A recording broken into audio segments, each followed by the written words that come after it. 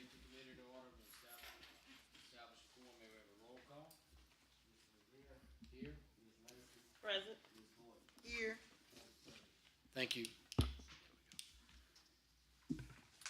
Item number 3, or roll call, I'm sorry. Item number 4, Police Department report. Chief Hicks. Good evening. How y'all doing? Hey, Chief. Happy New Year to everybody. Happy New Year. Before I get started, asking the council and everybody to keep Lieutenant Casey Williams and his family in y'all prayers. He lost a family member last weekend, so just keep him in your prayers and pray that it help him out.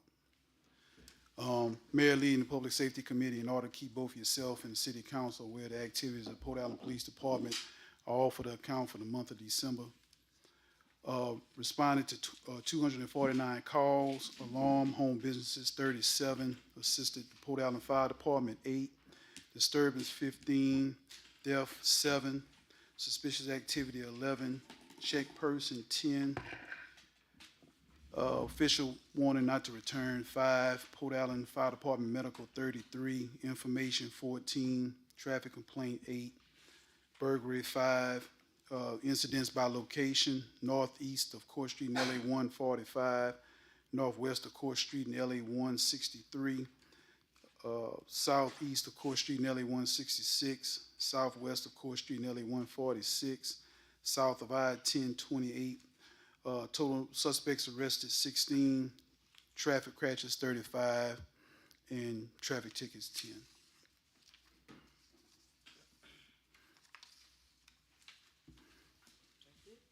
Any questions for Chief Hicks? The new year came in pretty good. It seemed pretty quiet in the city, not too much. Not too much. I heard them shooting off a little bit, but I said, hey, they ain't doing too bad this year. It wasn't bad. Wasn't bad at all. Don't know where she was. Thank you, Chief. All right, thank y'all. Okay. Item number 5, the nuisance violation report. Inspector Guidry. Good afternoon, council, guests, mayor. Happy New Year to all y'all. Happy New Year. For the month of December, I only had one case of kicking in one's yard with the trash in the yard. Everybody's planning on cleaning up their yards. They, it's getting cold, and they cutting limbs and everything. Some of them have been cleaned up from the last month that I had. And some of them are cleaning it up, but we had so much rain, so I've been giving them the benefit of the doubt to try and get it up.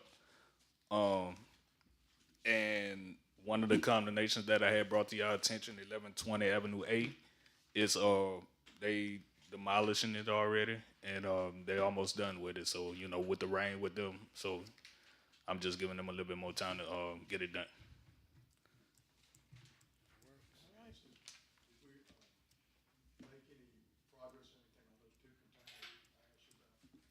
I haven't been able to get in contact,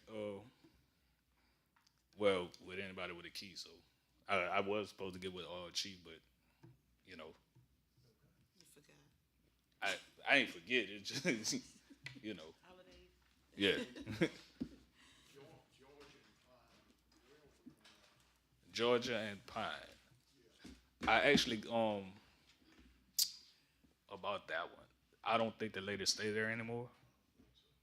I have gotten in contact with somebody that that knows something about it, like around in the neighborhood. I don't think she stayed there anymore, but I think that's gonna be another one. Either we condemn it, or like I know I seen on the house that it had a tax sale on it the last time I was over there. So I think it's coming up for tax sale too.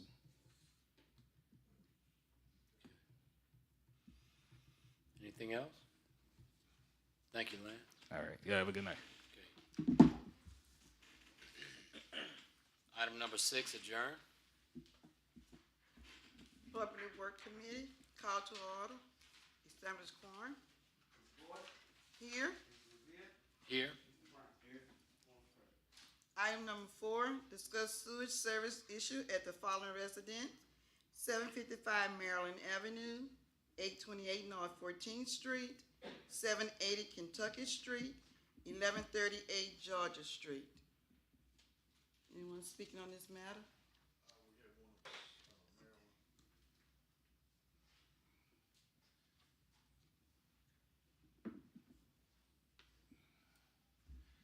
Yeah, I'm speaking on behalf of Happy New Year, everybody. Thank you, Keith. 755 Maryland Avenue. I'm the liaison of the sewage system going out of their house. And it's been an issue for 5 years, probably even longer than that. We just had problems this past couple of weeks. It was backing up, and it's just been an ongoing problem. I know Mr. Lee came out there a year ago. My father-in-law passed away a year ago, and my mother-in-law is living in a house by herself now, which is a pretty bad situation when you have sewage back up, and she's pretty blind and she can't hear, so it's really a safety risk for her. Mr. Lee mentioned a year ago that we were going to dig it up and see if we can find the issue. I know the 8th Street drain, from what I know, the 8th Street drain seems to always be a problem. Plugs up with, I don't know what, but what I'm hearing is grease from the businesses along there. The sewage plant will come out and they'll hook up behind Walgreens to the 8th Street drain, to the Court Street drain, and they'll pump the 8th Street drain to the Court Street drain, which goes to the main pumping station by Highway 1.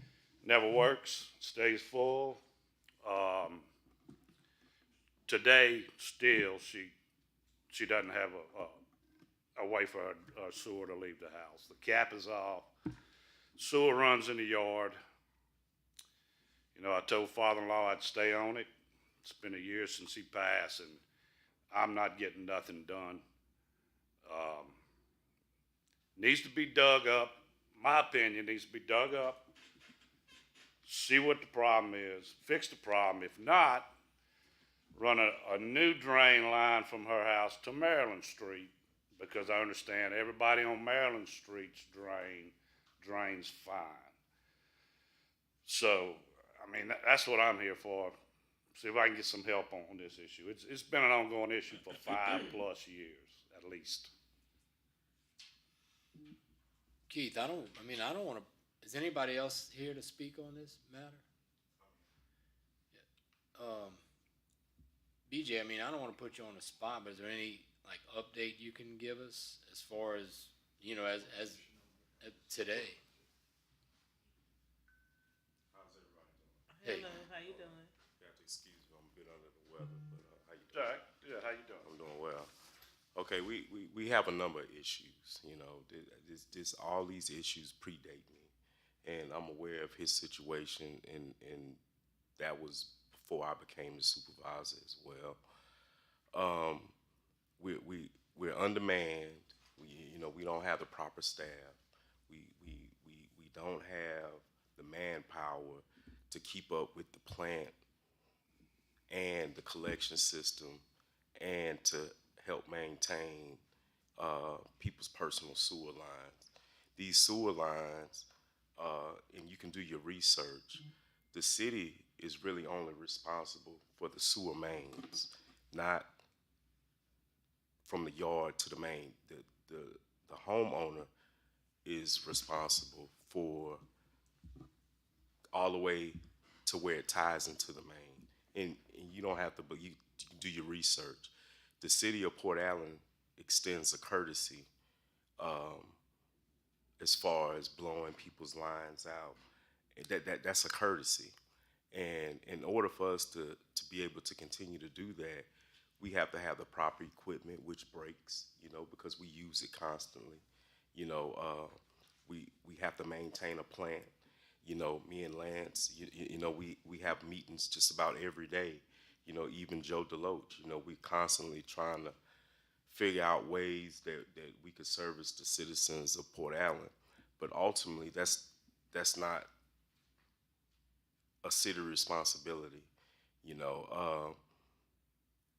This has started, it started years ago to try to save the city some money, but all of this used to be outsourced.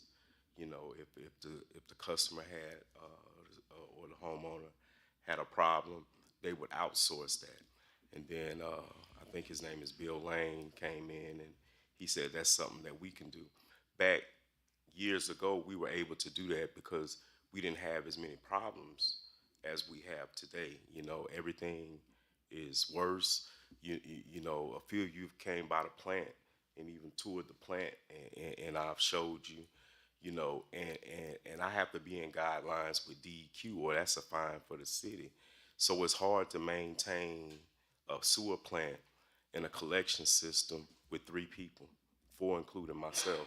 When we're out in the collection system, we only have 1 person at the plant, and that's Joe DeLoach.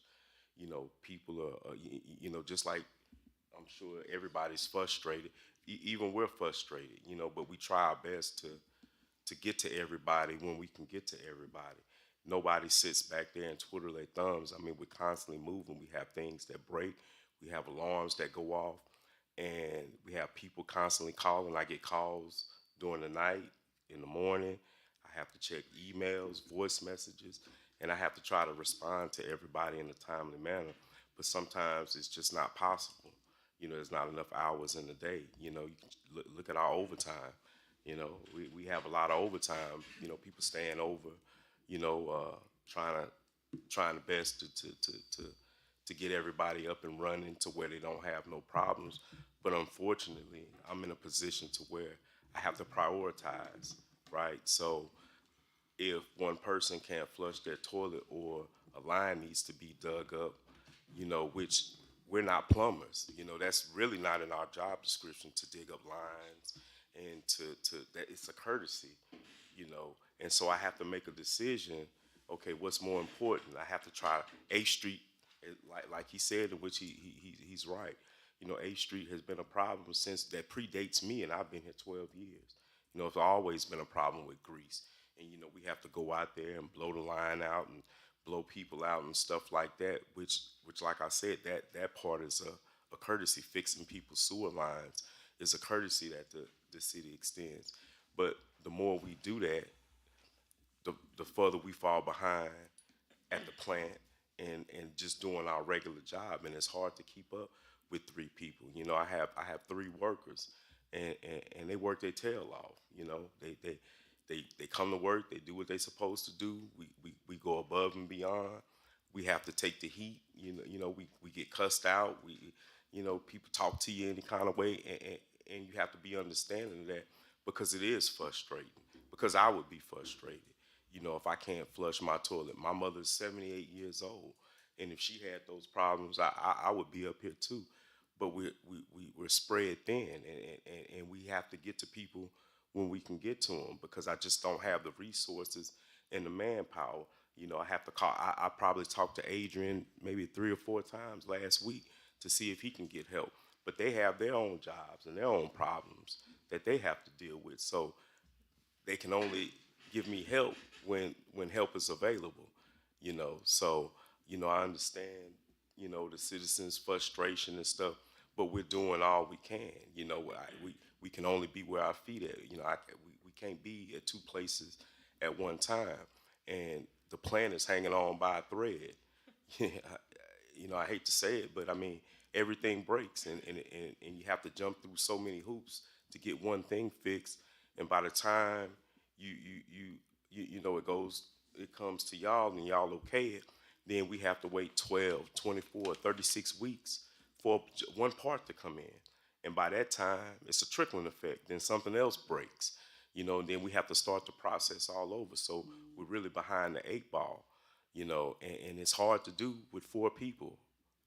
You know, it's not possible, you know, and digging up, like I say, you know, to go dig up a line when we have other major issues at hand that we have to be in compliance with as a city because of DEQ.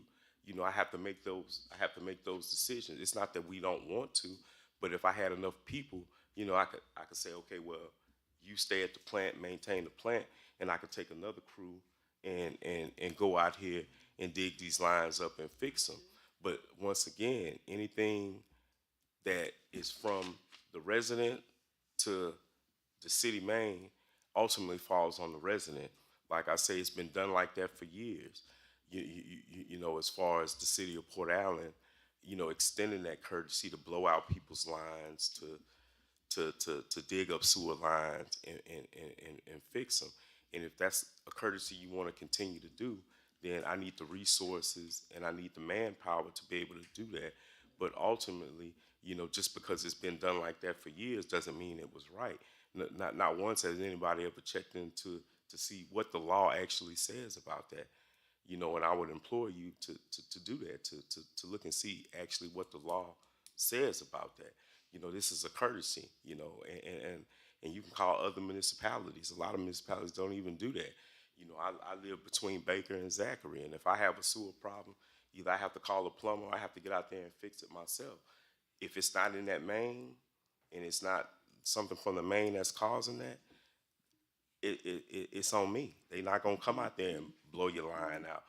They're just not gonna do it. And then if they come out, you have to show proof that a plumber has actually came out before they do anything. So this is a courtesy. And we're not saying that we don't want to do it. We're just saying that we don't have the manpower to maintain and stay in compliance with DEQ, and then turn around and go blow a line out and fix a sewer line. And I think people get plumbing work confused with sewer work. We're operators. None of us are licensed plumbers. You know what I'm saying? But we do plumbing work as a courtesy. And as soon as the city puts their hands on something, that makes us responsible for that. From that moment on, whether it's the next year, the year after, that makes us responsible for it.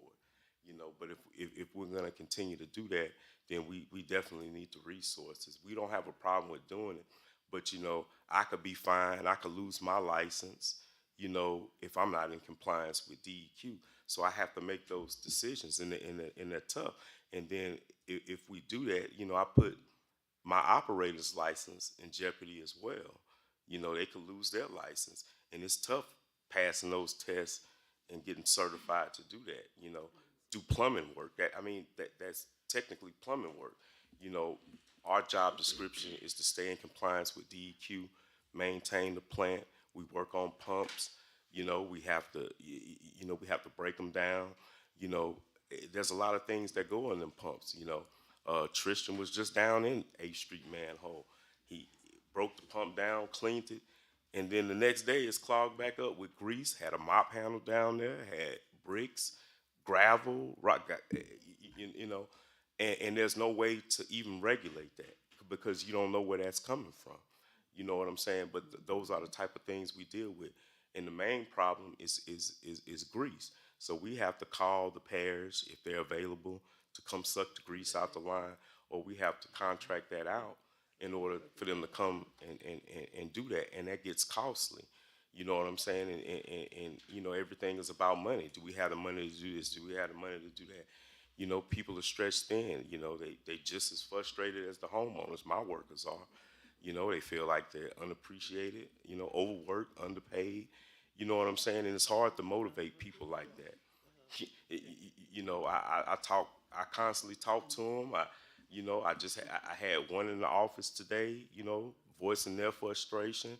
I had one in my office yesterday, expressing their frustration. Like I said, I don't cut checks. You have contractors that don't want to even work with the city of Port Allen at all. And they've told me that. Contractors we've been dealing with for years, relationships are sour. Nobody wants to help, and that puts me in a bad situation because, I have to call these people and I have to hear that, hey, I wish I could help, but I just don't want to do work for the city of Port Allen. You know what I'm saying? Because they feel like they got the short end of the stick on certain things, and they don't like the dynamics that took place. They don't like to deal with certain people. There's a number of things. So it's more than that. And you're talking about relationships that we've had with these contractors and things for years, and now all of a sudden they don't want to do no work, and you only have a handful of contractors that do sewer work in this whole state. And you're sadly mistaken if you think that these people, these contractors, don't talk amongst each other. You know, if this contractor feels like the city has been messed over, well, they're gonna talk, and then it's a trickling effect, and then nobody wants to help, and it's unfortunate, you know, and there's nothing I can do about it. You know, I can only ask, I can only request what I need, you know, whether I get it or not. You know, I've made several suggestions. You know what I'm saying? I don't spend money. You know, I can only request. You know, and like I say, you know, I'm in constant conversations with Mr. Lance and Joe, and you know, we constantly, you know, trying to figure things out. And I feel your frustration, and it doesn't fall on deaf ears at all, you know. But my back is against the wall. There's only so much that I can do. Clarify, my drain is clear. I just can't get into what size is that main drain on? The main on 8th Street as it's a 6-inch line. Six, I believe it's 6. That's the problem. I can't get in there. You can't get in there. Yeah, you know, and we want to help. You know, we really do. Right. You know, we want to help, but you know, unfortunately, again, you know, not to say that we can't do the work. You know, I can't authorize that type of work. You know, if I'm told to do it, that's, you know, I have to do what I'm told to do. But you know, at some point, something's gonna give. You know, either the plant, you know, workers quit. You know, and that's what they've expressed to me. You know, everybody's short. Every department. I mean, it's a trickling effect, and these things have been going on for years. Yes, ma'am. I keep hearing since I've been on the board that y'all shorthand. Yes, ma'am. How many people y'all need to run the plant? You know, at least 2. I need workers. So why is it that if you shorthand, no one is advertising for the hiring? You know, I think they've done that, Ms. Gordon. But the problem is trying to find certified operators. You know, there's a shortage throughout the state of Louisiana as far as certified operators. You know, every municipality is going through that. You know, but I need. Them, correct? Yes, ma'am. That's what I was getting ready to say. You know, just give me the workers. We'll worry about the test and getting certified later. But I need laborers. I need people that's gonna jump down in these manholes. But that's where I think we need to step in and start advertising for, you know, employees. I need people that's willing to jump down in these manholes. You know, we jump down in these manholes with God knows what, you know, and we have to reach under there. You know, it falls. You know, nobody wants to do that type of work. You know, so the people that I have are very special. You know, the group of men and women that I have. You know, it takes special people to do that kind of work. You know, that, you know, sewer dripping on you, you still got to work. You know, it's tough. You know, it is. You know, I mean, I'm not trying to make light of the situation, but I'm just trying to, you know, bring reality and what it is. You know, we don't have a problem with doing that type of work, but you know, we need help. DJ, You know? I just want to. I want to touch on three different things. Okay. And look, man, we had a conversation over the weekend, and I appreciate it. I really do. No problem. I know it's not easy, but I don't know. In no particular order, it's something we had talked about a while back, and I know we cannot use that, for lack of a better term, stimulus money to buy our own vac units, so we're not dependent. But if we use the stimulus money that we had received, and we're going to get some more, Okay. to, you know, cover other things, maybe that'll free up some funds that we can use to buy. And I'm not talking about a vac truck, this vac unit the size of the parachute, just something Right. that we could use to stay on top of it. That's number one. Number two, I guess, you know, a while back we listed, or we got the engineers to list the 5 most problematic areas, I guess, in the city. And they asked me. That's something that they asked me about, and Lance could contest. Yeah. You know, we've been racking our brain. I don't know how that money has to be spent, but you know that those are things that I feel that we need standby pumps. You know, we have a pump that we're renting at Railroad Lift Station right now, and that costs money, you know, just to get it fixed. You know, it's just a lot, you know. So, you know, we've discussed that. And, you know, we always try. You know, I'm not saying nobody's proactive. The mayor is very proactive now. You know, don't get me wrong. You know, but it's just a lot at one time. You know, it seems like everything is happening at one time. You know, you have the plant, you have the collection system, and then you have the residents, right?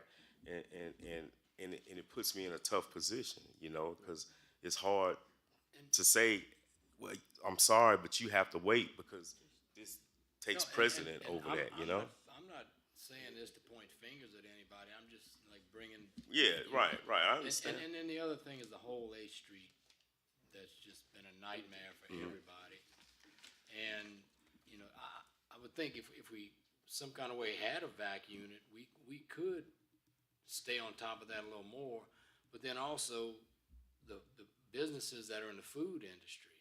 Yeah, I mean, they have to be at fault. we discussed that too. Let me take over at this point. I have Let me so say much- thank you.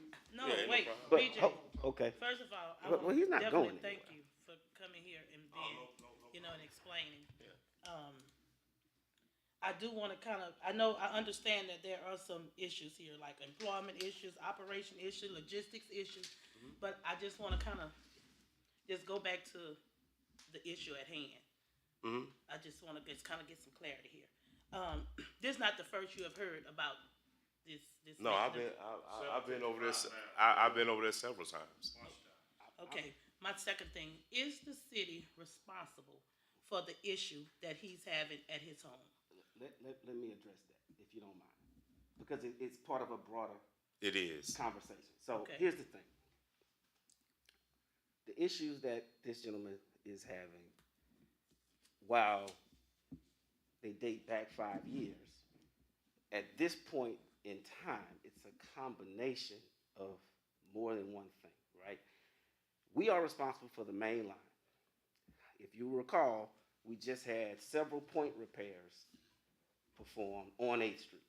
That line was damaged in multiple locations, and all of those repairs have been made. So now we have a situation where you had a line that was probably flowing at a partial rate that's now flowing at a higher rate.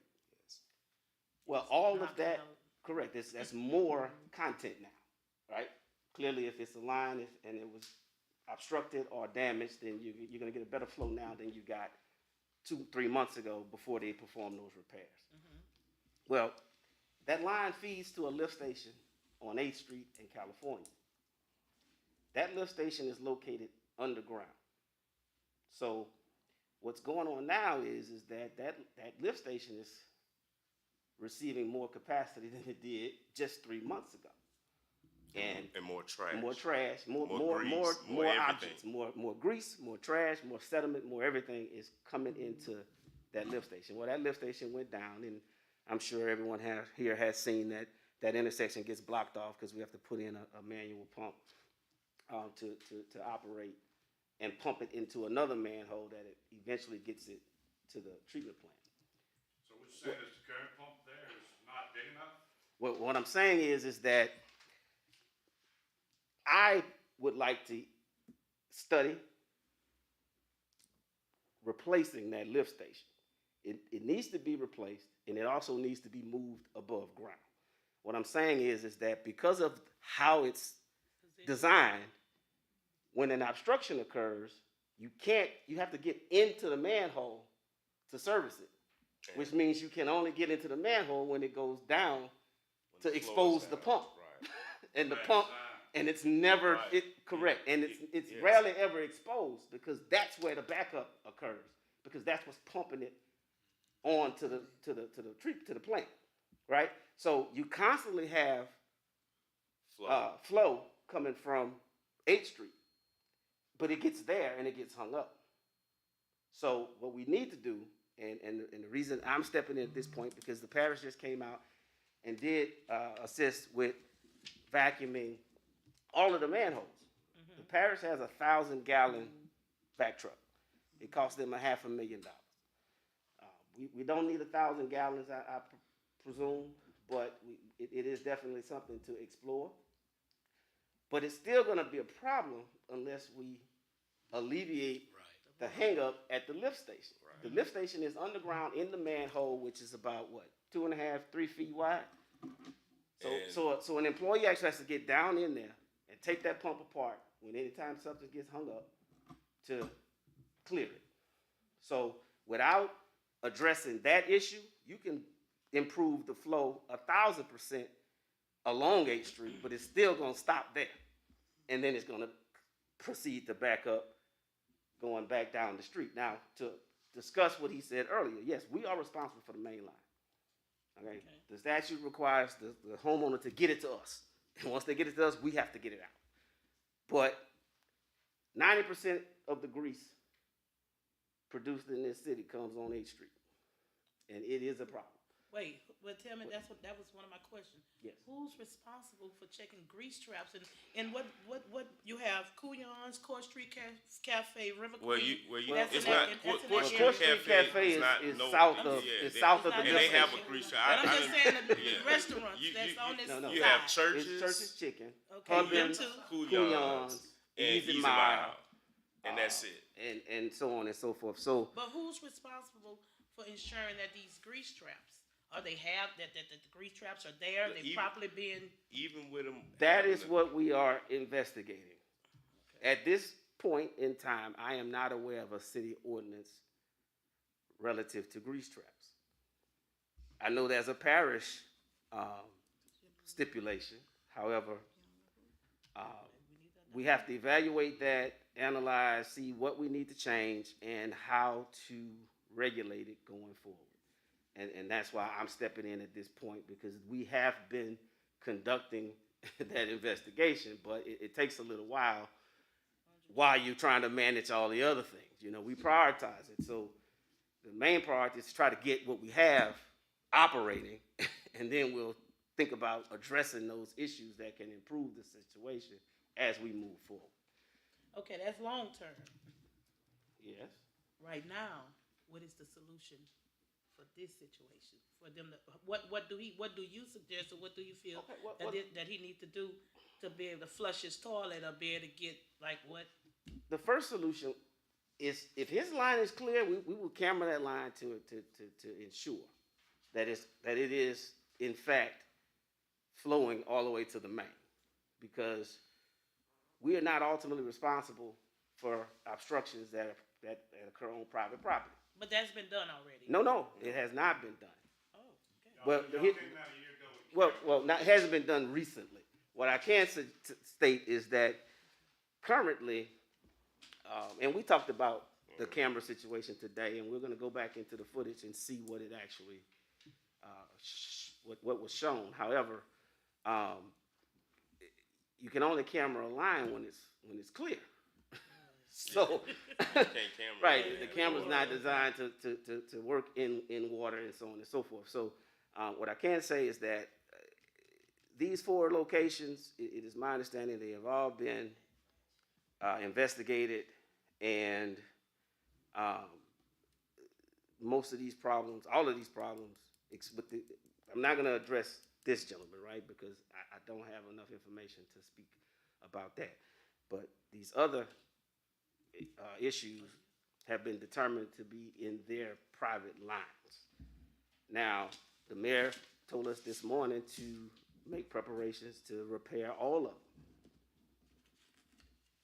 And that's where we stand. But that involves calling in a locate to get any underground utilities in the area marked, which was supposed to have taken place today. It normally takes 2 to 3 days. In a normal environment, it's been taking 2 to 3 weeks lately. That's beyond our control. That's 811. And so once they mark it, then we will proceed to complete the investigations, procure the proper materials, and schedule it. And that has to be done around the weather. So that is also another element that we have to deal with in these situations. Lance, with Yes. all these addresses, they are not having the same problem that he's having, correct? We don't know that. For the most part, For the- but for the most part, the problem is that there's the flow is being obstructed by something. Like I can tell you, 14th Street, there's a stake in the line. That stake has been identified previously, but it's in the. Keep in mind, it's not in the main. So until a decision is made relative to if we're going to start performing repairs on private lines, you know, ordinarily that is not what we do. So that decision. How about the orange cone? Oh, Where yeah. did the orange cone come You from? look, we have absolutely no idea, and what he's referencing to, when the parish came to suck out the line, there was a cone actually in in the the manhole. you know, that The and cone? a cone was actually, you'll be surprised, we done had 2x4s, bricks, How mops, did it get in? we can't have flush it. It's one of the absolutely- mysteries of life, Yeah, and you we know, don't have the time, I you'll think, never- to you figure would it never out. know how that got in there, But it does happen. It does. You'll be, and another thing, you know, a lot of times with the sanitary napkins and stuff like that, you know, and the feminine products, they tell you that they're Biodegradable. biodegradable and you can flush them, but no. And I would invite all of you to come by the plant. You'll see. You know, it's amazing. You know, I see something new every day. You know, but you know, people flush underwears, t-shirts, whole big towels. You know, it's a whole big towel. Yeah. Accidents happen, you know. Oh, yeah. Sometimes stuff A just little fall towel. in. You see what a little towel did to mine. So. Right. Yeah, right. And I've been over there, you know, trying to assist you as well. You know, I mean, we do the best we can with what we have. You know. Look, Lance, who's responsible for keeping the relationship with the contractors? And Jason, I'm sorry about that. Wrong location. Who's responsible for keeping the relationship with the contractors of the bar and keeping a working relationship out, should I say? Because we can't afford that. Who's responsible for keeping the relationship? Well, I think Working the with the relationship probably was damaged before Lance or anybody else got here. That's what I think I'm Look, hearing. listen. Because we want to build I- that. If I we're don't- damaged, we could build it. I can only But right now, speak who's and address certain issues. I would prefer to reserve that until we can have a more informed discussion. All I can tell you is that we follow bid law, and a variety or the majority of our projects are large projects, and that bid process is handled through the engineers' offices. And that sometimes issues do arise in closing out those projects. Change orders that may or may not be agreeable, you know. It's like any other relationship. You got two parties who are both trying to operate in their best interest. And those interests don't often align or don't always align. So I can't speak intelligently about anything that occurred before I took my position. What I can say is that we do the best that we can to accommodate whatever issues arise in a timely and a cost-effective manner. Now, sometimes that doesn't necessarily, it's not necessarily agreeable by contractors. That being said, the contractor issue is it's an issue, but it's not the significant issue. We have a contractor who is willing to work for us, does what I consider to be Good work. better than average, above average work in a timely manner. The issue becomes funding those projects, designing those projects, prioritizing those projects, because ultimately the sewer system is the most. It's the system we have that's most dependent on multiple parts in different places, because it really doesn't matter how much happens in the collection system if you can't get it to the plant through the lift stations. And then if the plant can't operate efficiently to process and discharge, then that's another issue. So the domino effect does factor in quite frequently. And as you know, we have been looking for land to build another facility, and it's been elusive because of the amount of land we need and the difficulty in locating such a facility when no one wants to live next door to it. So it's quite difficult. We're landlocked for the most part. I mean, there is no land in the city limits that's available for a sewer facility of the size that we would need. So all of those issues, I mean, we like I said, we address them in due course. We prioritize maintaining what we have, and then we'll get to the new stuff when we can. The bottom line is I can't afford to think that far ahead And with a new plant. and I just have to maintain Right what now. I have. right. You know. And just to address a question that was presented earlier, there's only one open position in the sewer department. One open operator position, right? And that position is kept open in hopes that a certified operator will become available. That stated, it sounds to me like Mr. Bradford is saying that he may be able to use additional laborers, and that would be part of the total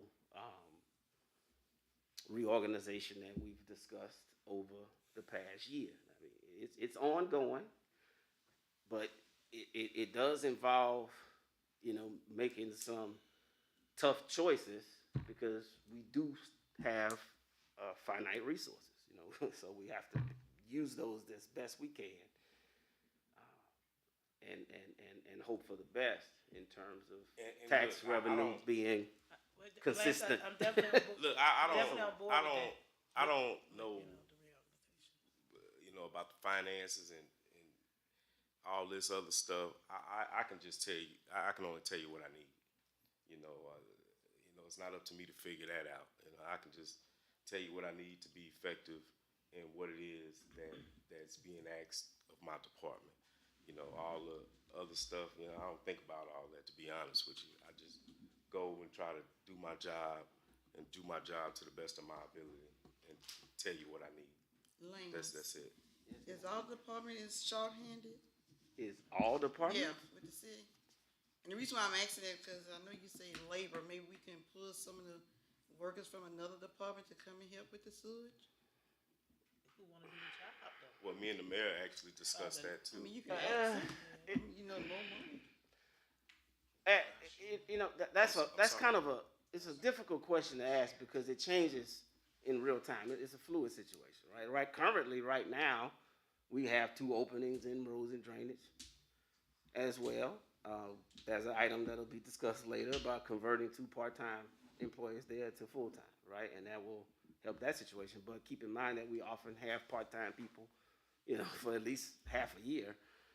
You might Anyway. get some of them part-time to come work for them. Well, all of it has to be discussed, but currently we don't have those positions. We have to identify revenue funds, right, to address those concerns, and then come and present that plan and make those arrangements. But like I said, it's a variety of things. Well, I will say, I do believe that we should take the suggestions that the supervisor has into consideration and move forward definitely into that area because of the fact that he's hands-on and he's day-to-day and he knows what's best. So he said he has some suggestions, and I feel like we should just maybe take some of his suggestions so he could get the job done and do the job as effectively as possible. Because it seemed like he's the type of man that really take high priority in his job.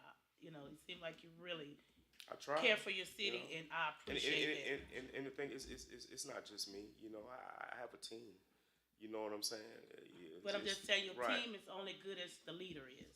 Well, they work. I mean, So, We and do. because of the care that you give, I'm sure that's where they get that type of care from. So I do believe we should be more in tune to BJ. I try to give BJ everything I can within my authority. Okay, that's just my. Well, I think my he'll, input I think there. he'll attest to that. That's true. You know, I talked to Lance, we have meetings every day, you know. We spent about 45 minutes. Yeah, you know, and I apologize for taking up your time, but you know, I just. Well, We gotta do. It's take the time rightly we so, need. because like I've said before, the sewer issue is a priority in the city. Everything else doesn't matter. And I don't want everybody to think it's just the city of Port Allen. A lot of municipalities, you know, are definitely dealing with the same issues. What I need to clarify, because we have 4 addresses here. What is the immediate action that's gonna happen with these addresses? What steps are being taken? We're gonna, you know, we called in to locate. We're gonna get out there and fix them with it. You know, if that's what the mayor requires us. Are You we know, gonna that's camera what we're gonna do. 755 Maryland? I mean, Yes, that was yes, brought up earlier. that's why I returned. We're gonna try to set that up for tomorrow morning to camera 755 Maryland. 828 North 14th, we know what the problem is. We call in to locate, and as soon as the locate is done, we'll get it scheduled. 780 Kentucky Street, I think that problem has been identified as well. The line is crushed, I believe. It's about 5 to 8 feet from the roadway. Which one that is, Lance? 780 Kentucky Street. Okay. And we were under the impression that a plumber had been retained to come out and address that, but it became a problem again over the weekend. So the mayor said to schedule that as well. And I think 1138 Georgia has been resolved. It is my understanding that the problem was underneath the house. However, we will continue to monitor it, and if something else arises, we'll address it in due course. But, you know, technically, we are responsible once it gets to the main line. So if it's not getting to the main and it's our fault, then we deal with it expeditiously. And if it's on the homeowner's line property, then it takes a little bit longer because there are issues that need to be addressed. There was a number of mentions about Greece on 8th Street. Right. Okay, without mentioning any names of restaurants or whatever. I mean, I know that people do it too. That's something we need to immediately look at. Now, in my estimation, if this is coming from some of these businesses and it's backing up well, I'm gonna use him because he's right here, his issue, then really it's a city. We need to address that. Right. Even though it's on private property. The grease, yes, definitely. He is not. Yeah. the Well, culprit. the grease causes problems in the line and in the pump. Yeah. You know, and it like Lance flows. spoke on earlier, you know, that's not a pump that's above ground. You know, my guys have to actually climb down in there and break that pump apart in the hole and clean that pump out and put it back together and then come out. You know, so it's very difficult. Okay, and I understand that. Having said that, when Lance explained this station, and I think that we as a council need to go ahead and move on that immediately, not wait 6 months down. Right. If this thing has to be elevated, let's do it. Okay, I hate to use this, but it's like Gordon, get it done. Just get it done. Right. Well, me and Lance actually, that was yesterday, I believe. We was trying to find a place to where we could even We've been discussing it. put the pump. You know. So everything's been discussed, but you know. I like when Hubble say that, just get it done, huh? The wheels of Well, government look, turn slow sometimes. Here's the problem. Use that slogan of the law. I understand. If you go around the city and look at all the various pump stations, that one is gonna be the hardest one to relocate. It is. It's located in the middle of the street now. So let me just call your reference, right? We're talking about the intersection where Walgreens is on the northwest corner, right? There's a residence on the northeast corner. There's an apartment complex on the southeast corner. And then there's the Norristown Laundry on the southwest northwest corner. So that location would be the ideal location because that's where all of the piping already comes to. But you would have to obtain a right of way from one of those corners, and then you have a pump station that's located above ground on a public street. That's where it pumps to. Right. You don't want to drain. create a situation where someone runs into it. Then you're talking about a much larger problem, right?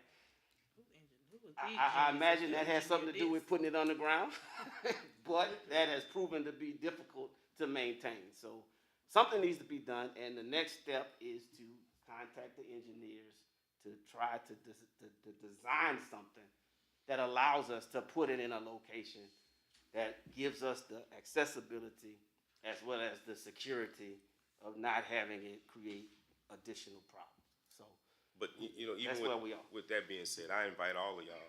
You know, you come take a walk through. You know, I'd be more than happy to show y'all. You know, I know Miss Gordon came by the plant. I know you came by the plant. I know Mr. Riviere came by the plant. A few of y'all came by the plant, or even in the collection system. If you want to see, you know, we'd be more than happy to show you, because I think it'll paint a better picture.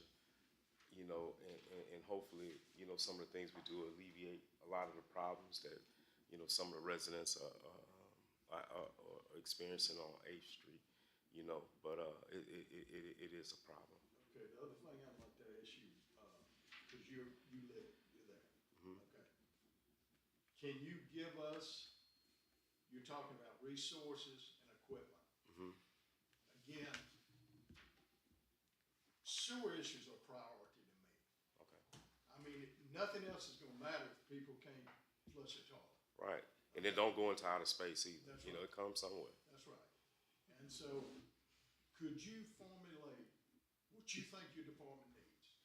Let's act on it and get this done, because this has been ongoing and it's just redundant. And it just keeps going and keeps going. Let's fix it You know. and get it done. Okay. Now, Hootie, and you remember when we looked at that Ditch Witch, trailer? I mean, I know that and I know it's expensive. Okay, I get that. And like you said, we need 1,000 gallon. Well, let's look at a smaller unit. Yeah. If we need that Definitely. equipment, let's do it. Definitely, Okay, that would help out. That would help out tremendously. And then you can regularly maintain all of these lines. Right. Now, getting back to, this address, so just to clarify, he can expect a camera tomorrow. Tomorrow. Okay. Okay. Well, I hate to beat this dog to death, but we just need to go ahead Yeah. and pull the trigger. and get this You done. know, like I said, that's not to take nothing away from anybody. You know, we try to be proactive. You know, but you know, sometimes it's difficult. It is what it is. Right. You know, and And it's been that for a long time. and I invite you all. You know, you have any We have a council questions? that's ready to take action. You know, you have any questions? You know, Obviously, you didn't don't have to happen in the just prior. speak with me. My whole department, people that have been retired from here, you know, you have people still live around. You know, ask them. You know, I mean, it's You know, some of your long issues used to be with a tree trunk in the yard and blocking the sewage. right. You know, it's Make your tough. proposal and what you need. And let's, like I said, let's don't do it in June, let's do it now. Okay. And get it done as soon as I possible. appreciate it. Thank He you. say tomorrow. Can I ask a couple quick questions Sure. before we move on? You have questions for me? I think probably so. Okay. So my plumbing line coming out of 755 Maryland, when it gets to the servitude before the road, who's responsible for that? Is Well- that still on me, or is that? Ultimately, the home, it still falls on the homeowner. But like I say, the city of Port Allen provides a courtesy, you know, and we do our best to fulfill that, you know. Because I don't know if you're aware, AT&T or somebody come through there before. And board, Tore Jim's line all up. Right, It's been and- repaired, and all that's clear. but supposedly that's clear. easy because, you know, if they bore through a line like that, we call AT&T, they don't hesitate. They typically come out and They repair. come out and repair those But those I guess lines the problem immediately. is, you know, if this is on me now, you know, since it's my plumbing line, and y'all don't do plumbing, and I elect to dig it up, just wondering about that servitude. I know I'll have to call 811 or whatever before I dig and all that. So. I could do see that what- for you, but yeah. See what, make the call? Oh, yeah, definitely. Well, I can make the call, Yeah. but if I'm gonna have responsibility to repair it, I just need to know who is responsible going across that subject, because there's more stuff down there than just AT&T. Yeah, According to what Jim told me, there's a lot of other stuff down there. so typically what'll happen when you call, 811 and they come out and mark the lines or whatever, whoever's doing the digging is gonna be responsible if they hit anything. The person that's actually doing the work would be responsible for that. Gotcha. And my next question is, can I elect to move my drain from 8th Street drain to Maryland Ma- Street drain? Yes, sir, you can. I can? You can do that. Okay. That's what I need to know, because it looks like there's some way to do it. I don't have no other choice. Yeah, that involves cutting the street. The only It looks like y'all got problems back there.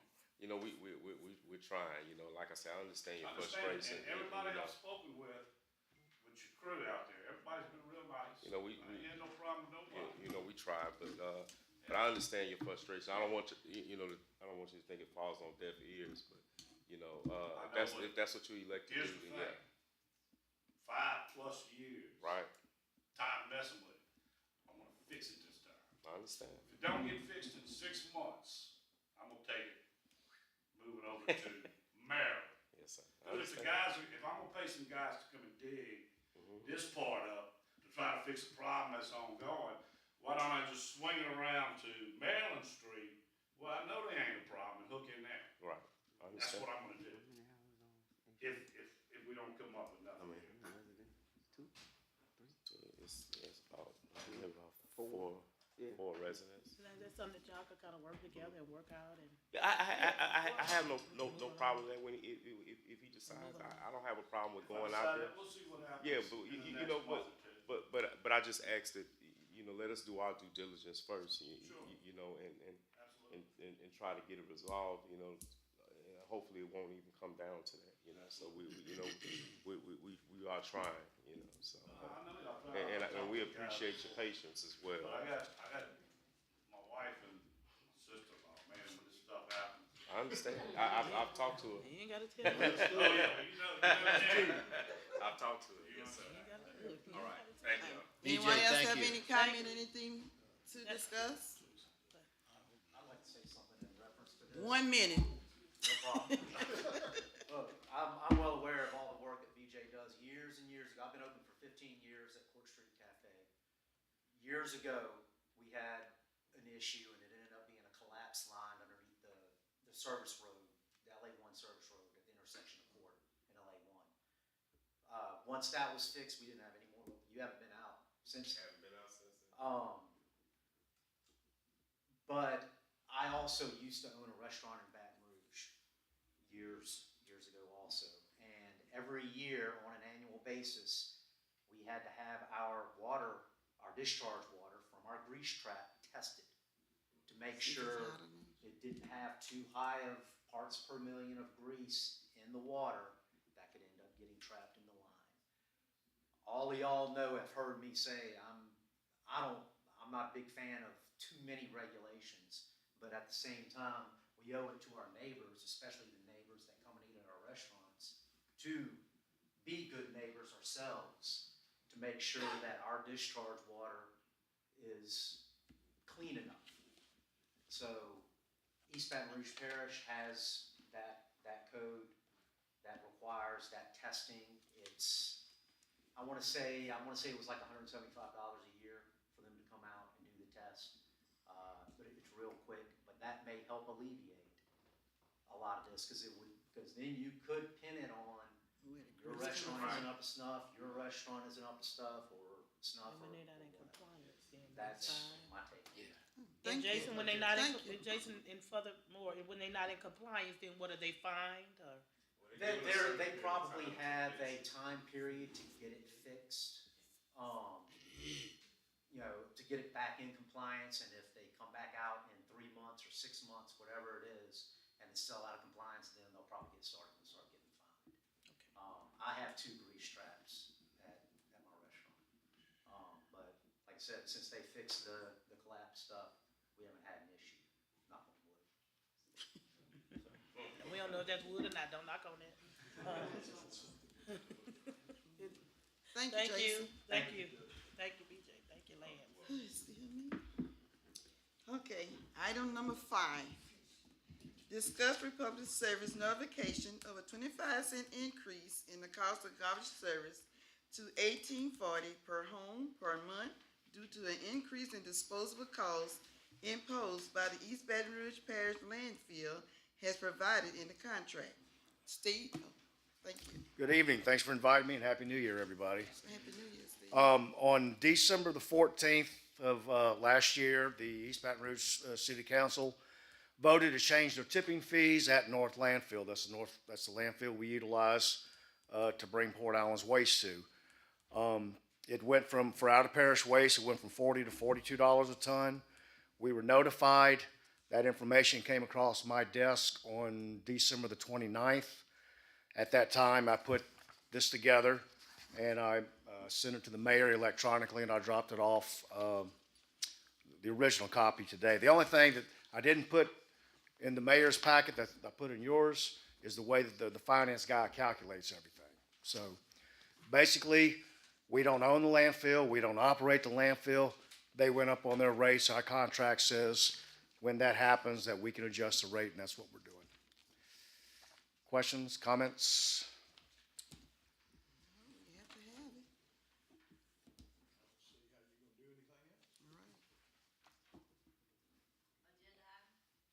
Yes. I mean. No votes required? We have Because we have to get it anyway, correct? It's done. landfill is Yes, going that was up. in the contract. Landfill's going up on what they charge them. Thank you, Steve. That was it, yeah. Thank y'all for your time. Good evening. Steve, you finally came in. You walking out peaceful, Well, you huh? not being chewed out today, huh? You better go. Yeah, right. You better get out.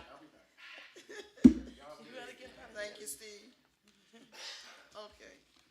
Item number 6. Phew, adjourn. Oh,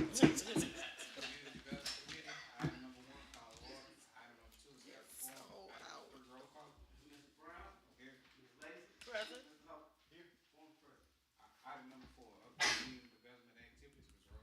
All right, good evening and happy New Year's to everybody, and I'm gonna do my best not to prolong this, so I won't read all the good events and activities that are going on that we are not directly responsible for, that's happening in the city. If y'all want copies of them, I'd be glad to pass them out next week, but I did want to mention one item that we may wanna talk about, possibly either putting on the agenda or for further discussion. We have, as community development, of course, been approached numerous times, and it continues to happen for, I guess we can't call them donations, can we call them, Evan? What will we call them? To set up a corporate endeavor with organizations and other groups, schools, i.e. to pay for certain expenses. And, yes?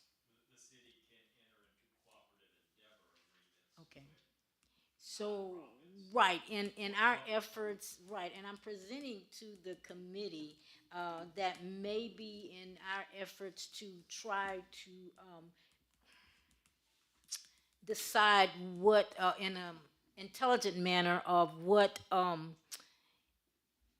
activities that we want to participate in and enter into corporate endeavors in with our funds in community development, that we would establish an application procedure that the groups who are nonprofit that can verify that they have a 501c3 or a government organization with us through application and verification, that will come to us, and it would be presented to the committee and via to the council for this to take place, so that we will have some type of viable record when we're approached for public records requests. You know, was this a legitimate organization? Was this verified in this way or another? That we will have as a part of our records what we did as far as entering into this endeavor, rather than just having our citizens or visitors come in and make these requests and y'all are caught a lot of times blindsided about the requests that are presented to you, and you got a week or so to make a decision.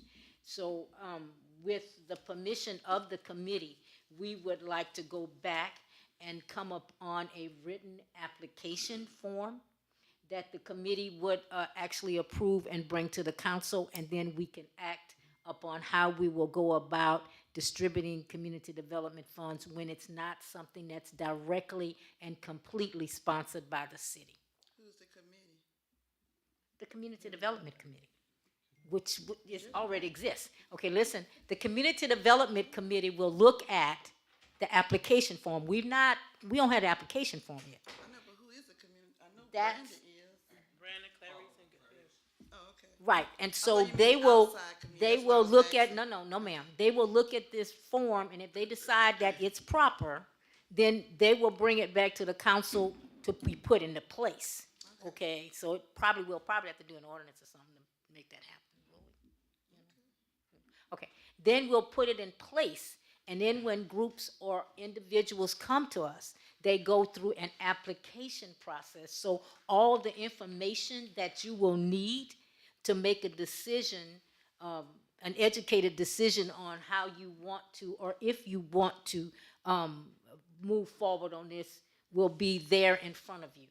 And so once they do that, then it comes back to the council. Then if that's approved by you, then the application will go into effect. So I was just here today asking for permission to actually start developing an application. And then it still goes through the process. You probably won't see that for approval till next month as the council, because it has to go back to the committee. Am I making sense? I sounded facetious, but I think Uh-huh. community development, we need to put sewer under that. Sir? We need to put sewer under that. Sewer? Sewer. I'm saying focus. Sewer is under Public Works. I know, but I'm saying, Oh, we want to make sure that the sewer is definitely above all this. the other thing is when you're talking about these applications, and I think that anybody that comes to be, regardless who it is, they need to show the effort on their part that they went out and got their sponsorship. That would be, exactly, that would be a part of the in-writing form that they will have to present, so we don't have to go back sometime. All we're doing is verifying that you actually did what you put on paper. So it also brings thought to them. If we're asking what agencies or what private entities have you gone to? Have you gone to the parish? Have you gone to this? Have you gone to that? Who else is sponsoring this along with us? All that should be in writing, and it will have a file and a record of whatever else that they did, so that we can justify that we're not Muling money out. right. And of course, if we're gonna go with a corporate endeavor agreement, we don't want to sponsor something 100% anyway. So I was bringing that to you so we can, I can get approval next week to move forward with it. And then next month we can bring it to the committee, and then y'all could actually look at the application. So do we need to come with a figure amount or how much we will give the That could be put on the application when you look at it. Okay, we just trying to get something in writing. Figure what all we. Yes, ma'am. We kind of putting a hold on everything right now till we put something in writing. Okay? It's a good idea, Rose. So we want to have it, and so when somebody came and asked, well, why did y'all give this? Here it is. Man, they were in need, blah, blah, blah, blah, blah. This is it, this is that. So that's kind of where we are, and I kind of want to just make an agenda item next week that y'all will approve, that we can move forward with actually setting up an application system. That's good. It'd probably be helpful too for the council to know that there's certain events, I guess, that the council has participated in every year. And you know every year if that event is gonna happen and you're gonna wanna participate in that, you provided funds. And you know roughly what your community development budget has been for each of the last few years. So what I would recommend that somebody do is put together a list of all the events that y'all know are recurring. And the dollar amounts that typically y'all have provided for each one of those events. And then, you know, whatever that total is, subtract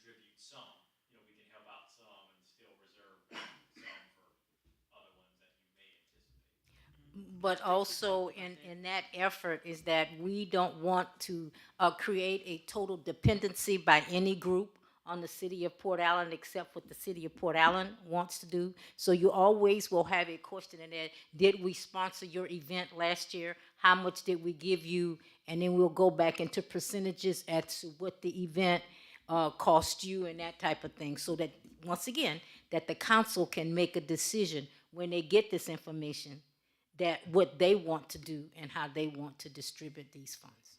And Rose, you will be responsible for gathering that information. We'll verify it. Because some of the comes out of community development, the city-sponsored events. The city sponsor, that's different. City-sponsored events are, But y'all still need to figure that out, you know. Exactly. How much does that reduce the community development?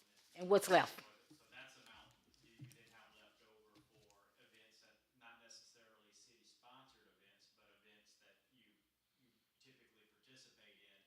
Then from there, figure out, okay, which one of these non-city sponsored ones do we see recurring on a yearly basis? How much money? And then that kind of gives you that leftover, you know, pool, if you will. that Exactly. These ones that come up here and there that are not necessarily a yearly.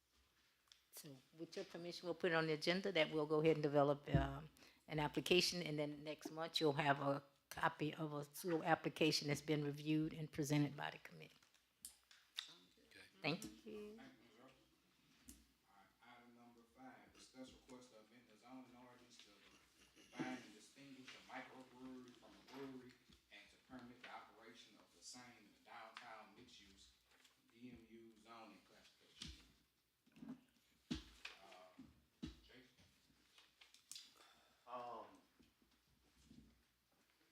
Again, my name's Jason Hammock, owner of Court Street Cafe. I have had this idea in the back of my head for probably about 4 or 5 years now.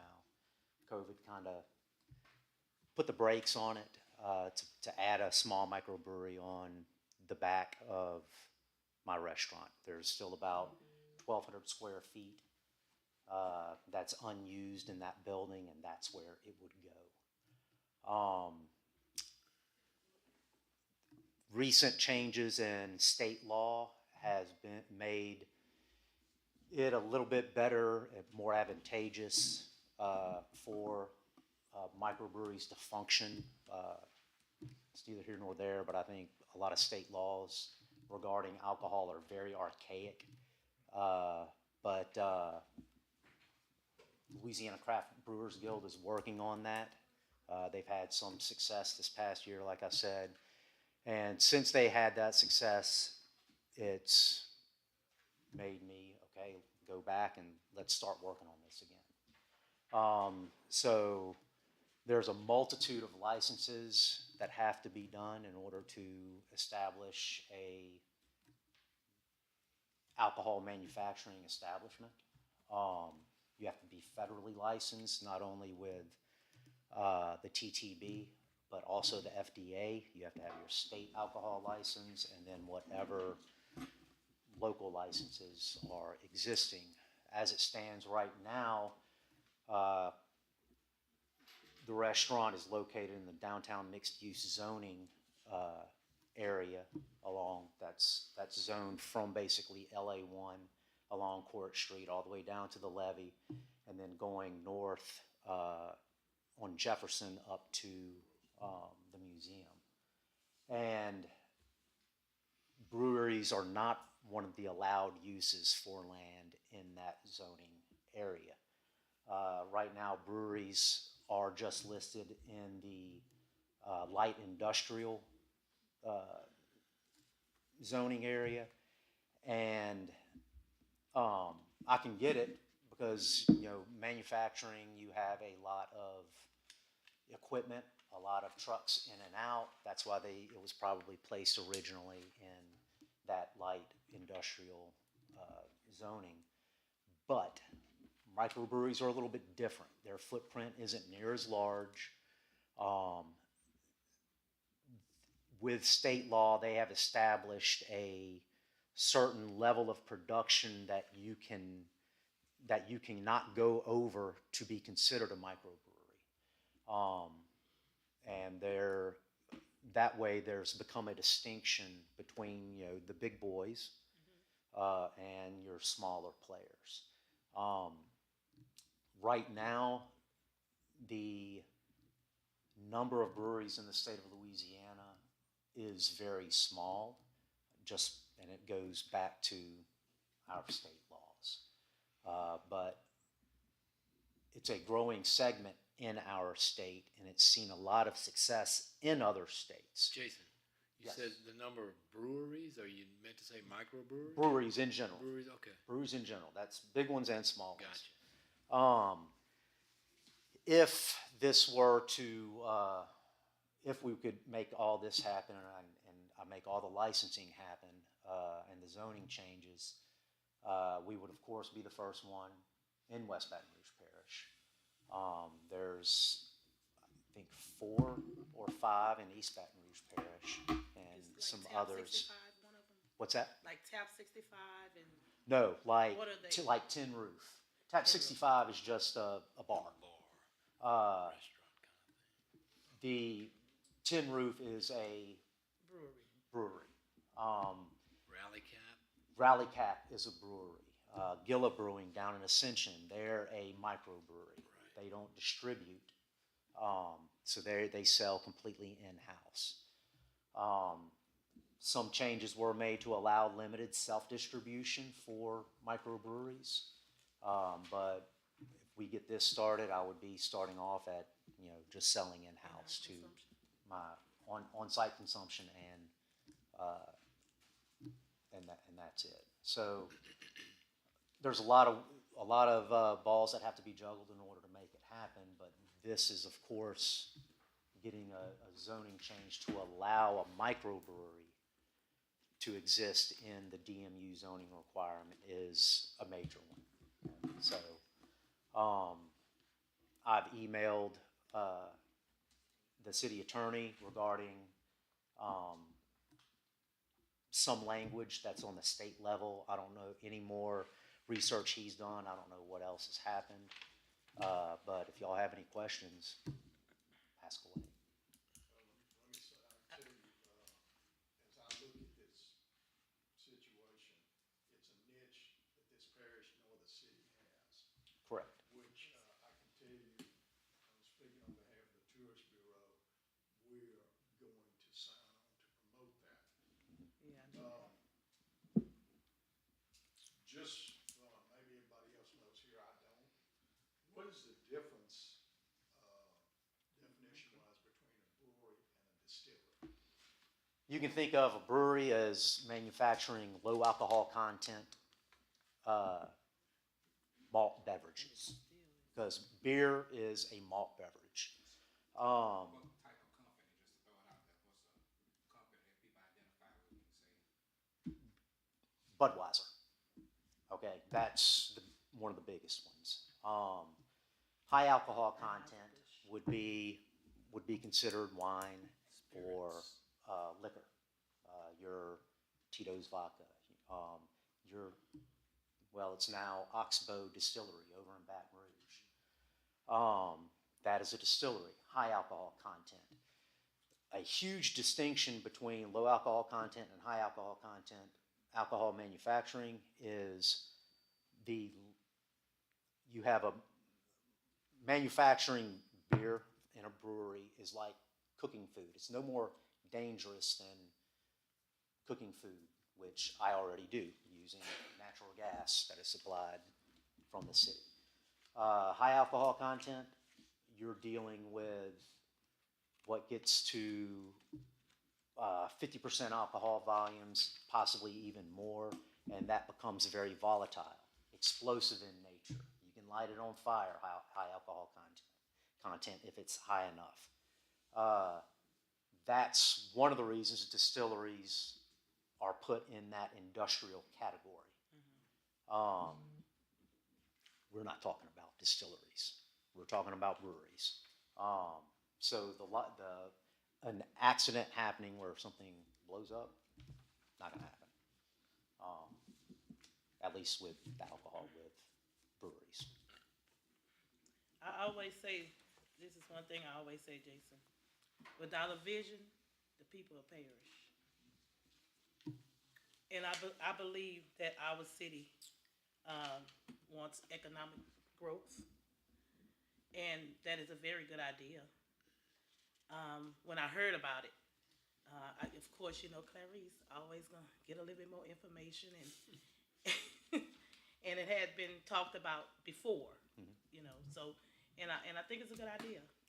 I actually went to the cafe to kind of get your visual too. I was like, okay, let me go take some pictures. So I have a whole lot of pictures on my phone to like kind of get a visual. Where would it sit? Because you have like that tin building. What is that? Well, back there? my building's basically, I have broken that building up into three pieces. My first piece was the original restaurant footprint. That was the first third of the building. That existed from 2008 to 2016. In 2016, we opened up the second third of the building, and expanded our put in a back dining room, moved the bar back there, doubled our kitchen space. So now, as it stands, I sit in 2/3 of the building.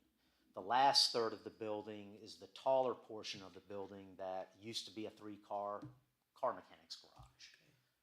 That's where the brewery equipment and the brewery production would happen. It wouldn't be considered I wouldn't be increasing the customer occupancy of the building, because that square footage is for manufacturing. You know, so it's light rehab, nothing big. I've got to tie in some drainage lines going to my sanitary sewer line, but that's the hardest part of the renovation, and I've already done that twice in the building. So. And what do you plan on manufacturing? Like your own? It'll be my own various beer? styles of beers. Yes. Okay. Yeah. So and that's the number of styles of beer out there are infinite, because I mean there's just that the whole craft brewery scene, microbrewery scene has really exploded elsewhere, and probably the most successful brewery that started in Louisiana is Parish Brewing out of Broussard, just south of Lafayette.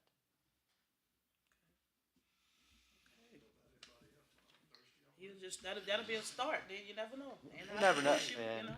And look, the definition for a microbrewery according to the state is you can only manufacture up to 12,600 barrels of product per year. There's 31 gallons of beer per barrel. I have the most. They size your brewery equipment according to the number of barrels you could produce at one time. The most that I'd put in this space availability is a 5-barrel system, and I could crank out a batch of beer once a day and still not come close to meeting that, going over that 12,600 barrel a year. So I'm starting off with a 1-barrel system. That's it. So Evan, you're gonna work on language, or you already have? I mean, I saw what you gave us. I presented you a draft ordinance that actually amends several ordinances, and you know, this is just to be viewed as a discussion, a start. Just like the regular ordinance process, you know, next week the council could vote to introduce an ordinance. It would then have to go to a public hearing, and then the council could actually adopt an ordinance at the February meeting. You know, if everybody's comfortable with the language, and I'll give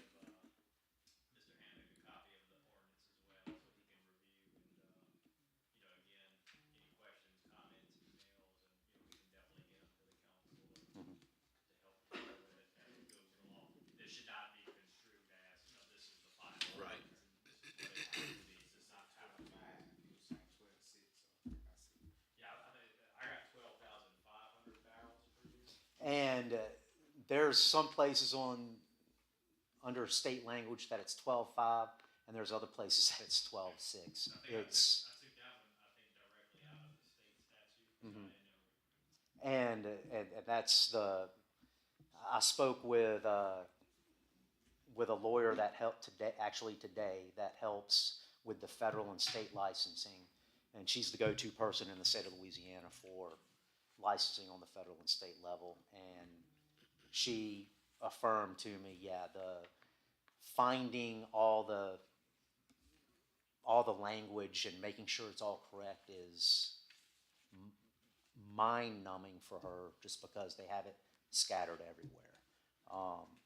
But you just gotta deal with it and drive on. So. And Evan, and the reason why we had the ordinance in place for this was because they probably looked at more of, like he said, the industrial part of it, where it's more volatile, more hazardous. But what he's trying to bring in is nowhere near that, and we won't have those type of words, in other words.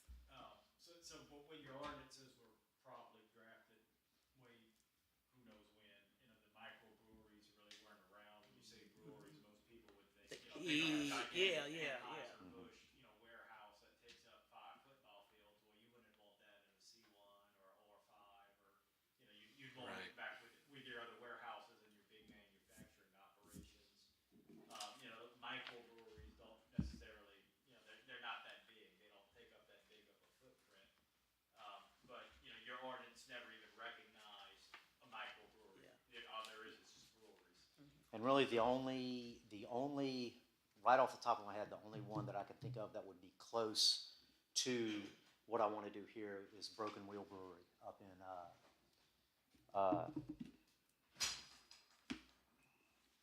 can't think of the name of the city. It's of Oils Parish, Marksville. Broken Wheel Brewery up in Marksville. It's a small brewery. He has, I believe, he has a 7-barrel system in a very small footprint, but with a restaurant attached to it. He opened up everything at once, I believe. I'm just coming in and adding that other part. So we'd be, most of your microbreweries get food trucks to come in and serve food. That way they don't have the headache of dealing with food. So there might be another one in the state that I'm not familiar with, but as far as I know, Broken Wheel was the first one that served his own food and was his own restaurant and entity. So what you have in front of me, in front of you, is basically what these ordinances are going to do is, in your code of ordinances, you will now recognize a such thing as a microbrewery. Our definition of it matches the state statute's definition of it. And then, I've proposed 2 new use types under commercial uses. One is a microbrewery with restaurant, that would be allowed in the DMUs, as well as C2, I1, I2, I3, which is anywhere else a restaurant would be located. And then we also have just a category for a microbrewery only, that would only be allowed in C2, I1, I2, and I3. Again, things just for the council to consider, as well as, some permits and some permitting restrictions, a lot of which just come from state statute as well.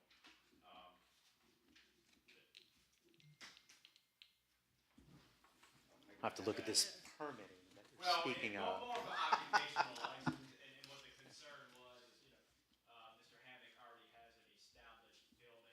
Right. An established business, but, theoretically, you could have a microbrewery come in that it's not an established business, so it would need an occupational license, as well as any type of alcoholic permits as well. Mr. Hammock, even though it's in there, Mr. Hammock would already have the alcoholic beverage permits in place because of the restaurant already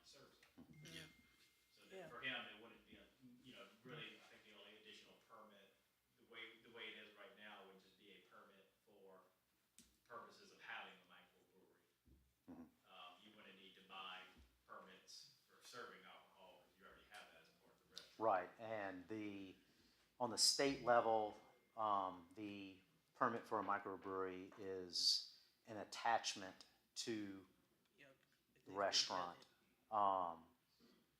And it ain't cheap. It's not a cheap license. I did not put in any fees in there in terms of the numbers. And Deferred that to the council. well, and here's my thought process on the fees. Right now, it's a $500 per year alcohol license, flat, whether you're a bar or a restaurant. Well, a bar is your primary mode of business is to sell alcohol.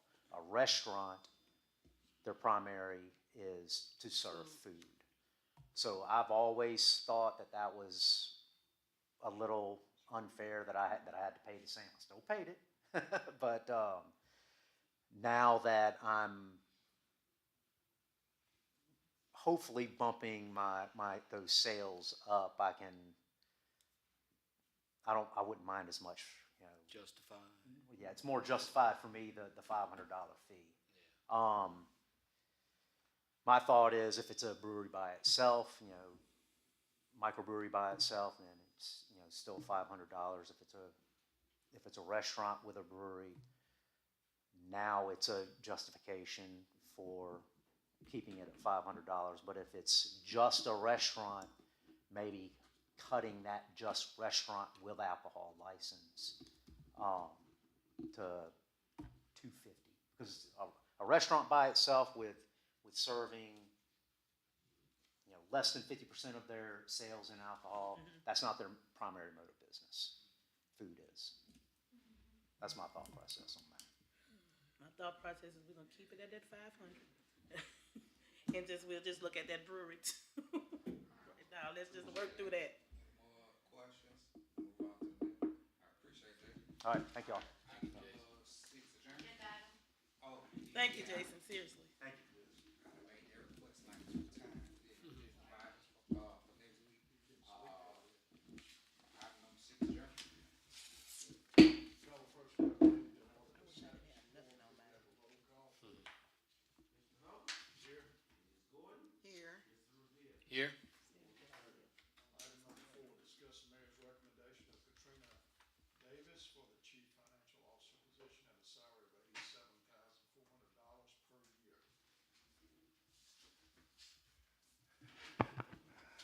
Good evening, council. Hey, Mayor. We on the record for a long council committee meeting for the since I've been here 8 years. But as y'all all know, we have been having a vacancy for over a year now at the chief financial officer with the city of Port Allen, and we have conducted several interviews, at least 5 candidates for this position. And at this particular time, I want to introduce one of the candidates who I feel strongly could take this position and move forward. Ms. Katrina L. Davis currently works for Louisiana Department of Health, and she's been there. She's currently still there, but she's been there since September of 2022. And her duties there is mainly maintaining a budget of $100 million projects. Her qualifications at this particular time, according to her resume, is accounting portfolio includes the Fortune 500 company, chemical, energy, banking, manufacturing, insurance, and retail companies. She's knowledgeable in the skills of financial and program monitoring, auditing, account payable, paying and receiving, reconciliation, accounts receivable, payroll, purchasing, project management, supervisor, team leader, general ledger, financial statements, recording, cash flow statements, and so on. What I'm gonna do is, instead of me reading her profile, I'm gonna allow her to come here and give you a little bit about herself and let her tell you who she is. Ms. Davis?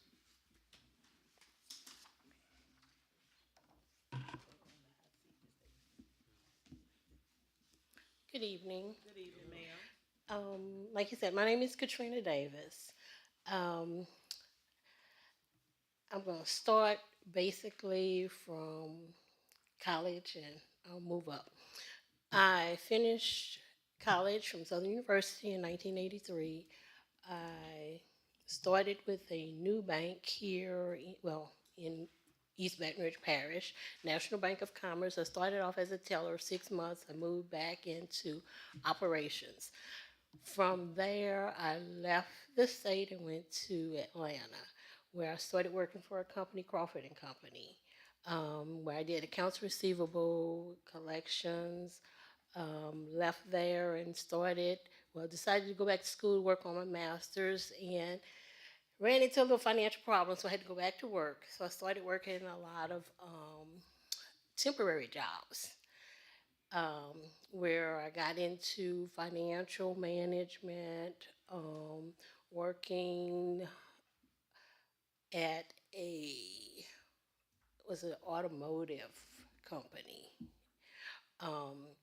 Then I went to Minute Maid, and in Minute Maid I worked as an accountant, working financial stuff again.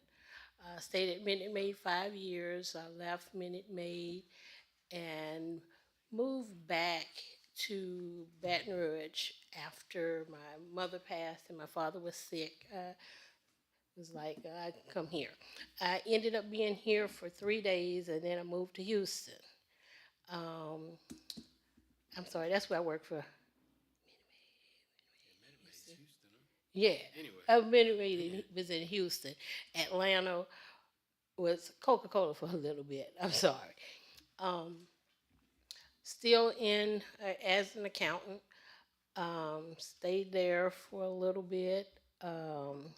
Ended up at a company, a logistics company, Brentag Latin America. Working again, doing accounts payable, accounts receivable. I can't tell you what I didn't do. Once I got back here, I started with Louisiana Workforce Commission as an auditor. I worked at Workforce Commission for 15 years. I just made a move to Louisiana Department of Health. That came after, I guess, years of frustration and not moving as I wanted to move. And this was definitely an opportunity for me to get to another plateau in my career. Like I said, here I manage a budget of over $100 million, and it looks like it's about to increase. But I had this opportunity. I interviewed and decided that I was interested, so I'm here. Does anyone have any questions? How long were you with the current company with? Department of Health. I've been there since actually October the 3rd was my first day there. September the 30th was my last day at Louisiana Workforce Commission. You know someone that works there? That used to work there? Should we know somebody? He does. He doesn't know though. Oh, Nicole Learson? Parliamentary. Yeah, I was right there.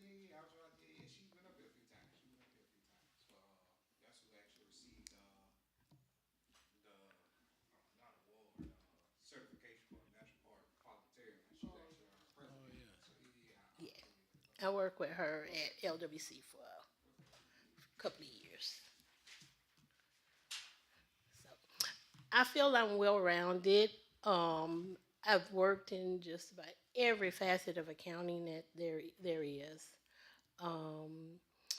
I've worked with taxes, federal filings, you name it, pretty much I've done it. In regards to the fact that the different jobs and the, um, the kind of moving around a little bit, what make me feel that this would be the fit for you? Okay, when you say moving around, Like you kind of went from this job to kind of that job, and it could be situational or whatever, like you said, because it wasn't suiting for you. What would make me feel like this one is going to be the fit, is going to be suitable for you, based on it could be based on other jobs or what do? Tell me. I understand. Again, I was at Louisiana Workforce Commission for 15 years. I was doing some monitoring work, and I'm giving you this to answer your question. I going around the state to different parishes doing my job. I felt that I studied, I worked hard to understand the things I needed to do my job. I believe anybody you would ask would tell you I was one of the best monitors that there's ever been in that agency. Again, I felt that I was being overlooked for positions. And I just got tired. I mean, after 15 years, I'd moved up a few times, but not like I wanted to. And this was an opportunity for me to step up, so I moved. I don't feel that I do a lot of moving. Most of the jobs I've had, I've been there at least 5 years. Um, Now, what makes me think I would be here, or would make me tell you I can't promise you anything? I don't know. All I know is that I feel that I'm qualified to do the job. I've always put my best foot forward to do anything. Mediocre is not an option for me. Exceptional is always an option for me. So you can't guarantee you're gonna be on the job for so many years. Um,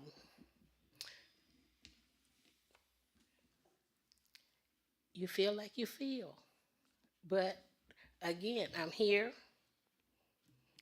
This is an opportunity, and my goal would be to come in and do the best that I can for as long as I can.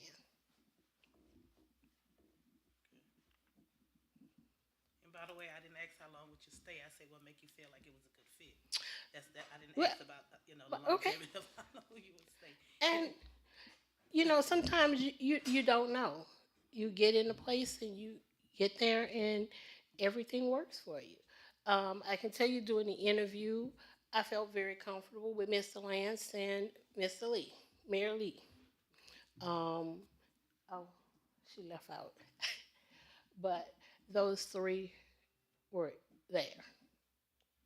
Mayor, in the interview, just because she spoke about the interview, what was one of the stronger qualities that you felt that Miss Katrina had? She was very straightforward, and she was able to articulate that she'd be willing to work with anybody, and then also to get people to work within the department and be more hands-on and get them to know everybody else's job, so that just in case somebody leaves, you have somebody to step forward. We also have an assistant, Mr. Daigle, that also will be working hand in hand with her. And at the meantime, we're gonna have Michelle still working with the city to tutor her along on some things that she might not be familiar with government financing. She still has to get adjusted to the encode system, which the majority of the applicants that came in knew very little about encode.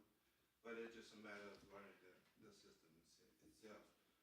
One of the things that did attract me to her was that she's a grant writer. She go out and seek grants for different agencies and nonprofits. So that's something that the city needs, that this particular time, especially with, as you heard with Mr. Bradford earlier, with the sewer treatment facility, with trying to get funds to build a new treatment plant. This is the type of person that we need to go out there and seek those funds for. And on that note, I would add, we were talking about being certified. Working with the Louisiana Workforce Commission gave me opportunity. I told him one of the things, since he's needing some certified people, would be to make a connection with them because they have programs that you can establish to get people in a program or develop a program to get people certified at a much quicker level. So that would be one thing. And even if I don't get the job, if it's something he needs, I would be willing to, help him to make that connection so he could get that started and done. Thank you so much. Thank you, ma'am. No other questions? Nighttime. Everybody ready to go home? Thank you. Thank you. You're welcome. Make that agenda item for next week. Move on to item number 5, discuss the mayor's recommendation of $1 per hour salary increase for Joe DeLoach due to an increase in the amount of secondary income. And that should be he is allowed to earn as a result of a retirement system cost of living increase. Yes, sir, Council. As you know, Mr. DeLoach was hired as a part-time to fill that gap for a Class 3 operator, since we only have one Class 3 operator with the wastewater treatment plant. And in case Mr. Bradford wasn't able to take off or come work, Mr. DeLoach would fill in. This past year, the municipal retirement system gave across the board 3% increase to all our retirees. So that stepped up his amount of money that he's required to make within a 1-month period. So based on that, I'm recommending a $1 increase to the $20 that, and with it, really $20 is low. It should be, $23, $24 an hour, but he's going to agree to work for $21 an hour, 25 hours a week, and continue to assist us until we get that second individual with a Class 3 operator license.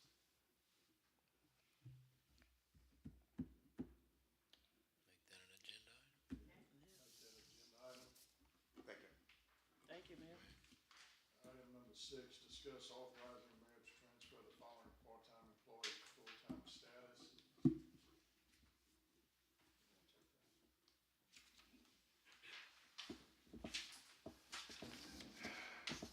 Yes, Council.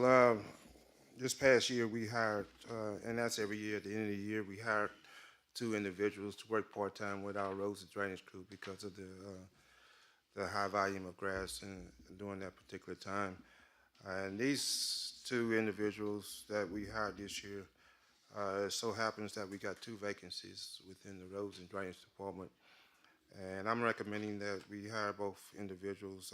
Larry Hayes, Senior, he's been very efficient in his work and duties the 6 months he's been with us. And not only is he a good laborer, but he's also a good carpenter and painter and a couple of other duties that we can use him at throughout the city. Mr. Dwayne Joseph is a youngster that's just got out of high school, and we're still working with him, and he showed a willingness to perform his duties throughout the day as a laborer 1, and we want to keep him as a full-time employee. So I'm recommending both of these employees at this particular time.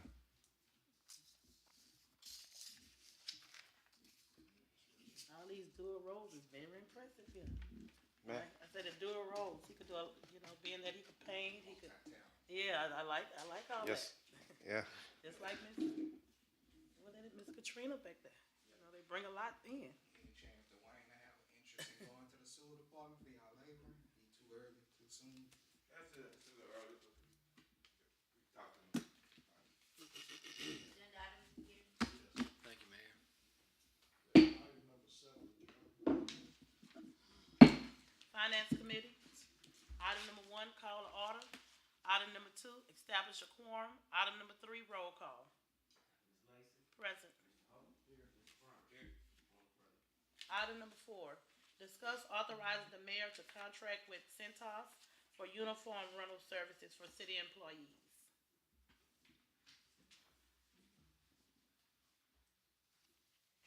Joseph, you want it? Okay, you should have a quote in the packets relative to,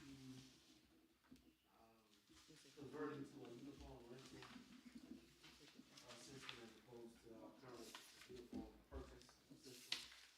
And the primary difference is, it's gonna cost us a little more. We're currently paying between $6,000 and $7,000 a year on average, provided we don't have a lot of turnover and have replacement uniforms to obtain. The benefit to this system is that by renting the uniforms, Centos incurs all of the replacement costs. They will also have pickup and drop-off service where they will launder those uniforms for the employees.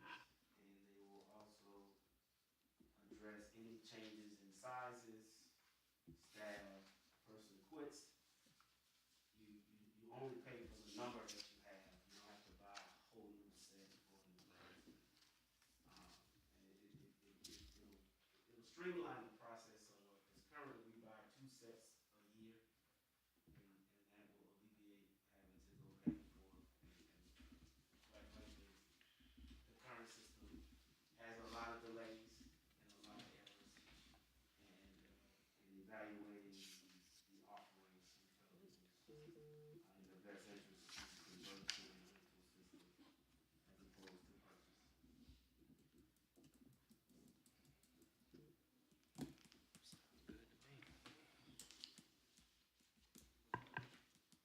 Who is the current system, Lacy? I said the current. Who's we with now? This is a company called Work Designs that comes in twice a year to measure and procure. And it has some issues. It's just, I guess, operational issues with what they offer, what the employees prefer. And once again, keep in mind, we're purchasing. And we're purchasing every year. We also have to replace if someone doesn't work out. Clearly, we don't buy uniforms initially. We try to wait until the employee has maybe three months, I believe. 6. Well, 6 months is the probation. But that stated, if someone, doesn't work out in month 7, then we have uniforms that are more than likely destroyed and replaced when we replace the next employee. We won't necessarily have to do that in this system. We'll pay for a certain number of people, period. And they'll come in and be able to get those uniforms at any point in time without any increase in the cost. So if someone can get a uniform from day 1 under this particular policy, because it won't affect the cost. And like I said, the most important thing for me is that it includes pickup, laundering, and delivery. So everyone have to, turn in their uniform on a certain amount of day, like on a Wednesday, and they bring it back for that Friday? Those details have to be worked out, but. Yeah, 'cause I used to work at St. They guarantee that they'll always have a uniform prepared and ready to use. Well, for the price If and I the deviate- cost, it look like it's a good idea to go with. Yeah, that's what I basically was asking. How I deviate from the company that we with now with costs. But I guess It's gonna be a little more.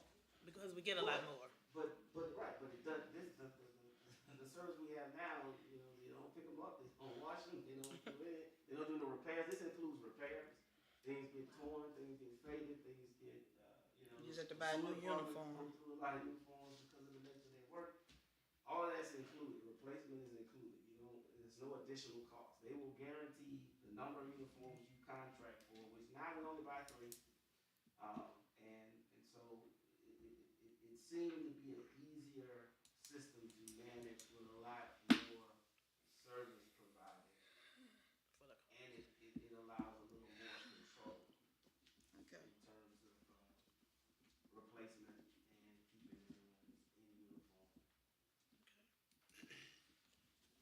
Okay. Make that an agenda item for next week. Item number 5, discuss, authorizing the mayor to contract with Thornton, Musso, and Bellarmine Incorporation, TMB, water services for state certification and reporting compliance for the Port Allen water system.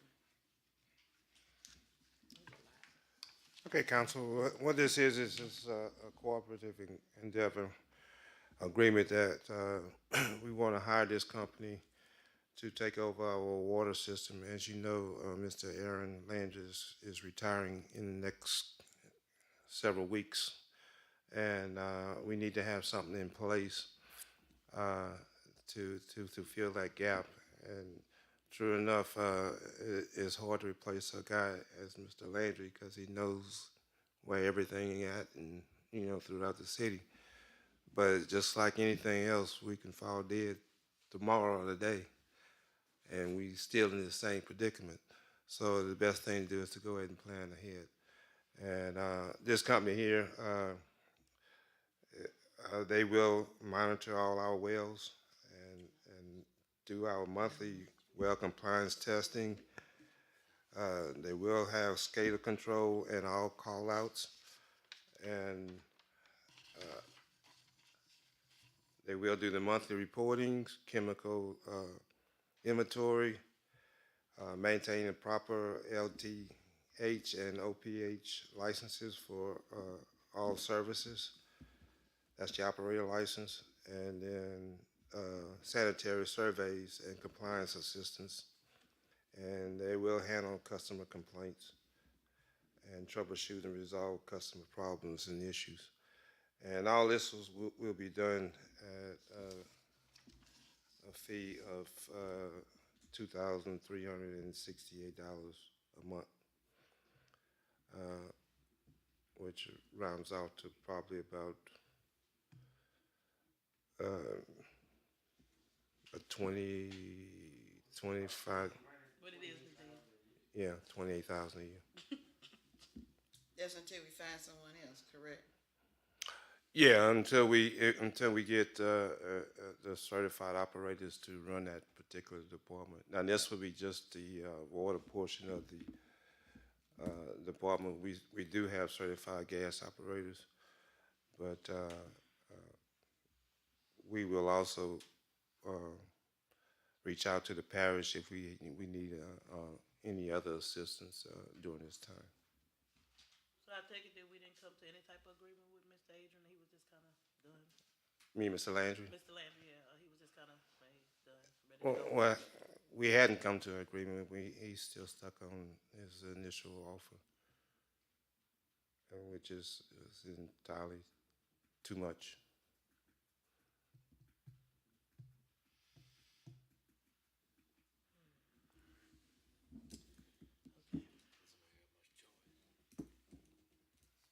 Make this an agenda item for next week. Item number 6. Thank you. Adjourn. Mayor correspondent? Anything else? Okay.